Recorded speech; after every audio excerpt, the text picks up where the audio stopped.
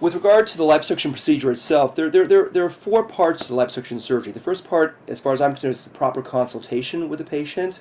The second part, if we're deciding to move forward, is the preoperative visit, which is a brief visit where we check blood tests and do a quick history and physical. Then comes the day of surgery itself. The patient comes to the surgical center. They're given some medications to relax them, typically a little bit of Valium. I mark the areas out. Photographs are done. The patient's taken to the operating room. Put on the table, I come in, I numb the little access points with a little baby needle. I then start putting the numbing fluid in because I strongly prefer to do this under purely local anesthesia. So I'm taking 15 or 20 minutes and letting the fluid slowly soak into the fat. Typically there's a little bit of a pinching as that's going on, but it's very tolerable. And then during the surgery itself, where the patient is conscious, which takes usually between 30 minutes and an hour and a half, you feel almost nothing at all, like you're getting a massage. The areas are milked while the patient is on the table. They're put into a garment. They go home in the care of a family member or a friend.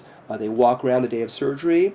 They drain a little bit for about 12 to 24 hours. They take a 2-mile walk the next day. They're back to work in usually 2 days. They wear a garment 24 hours a day the first 10 days, 12 hours a day for 10 days after that.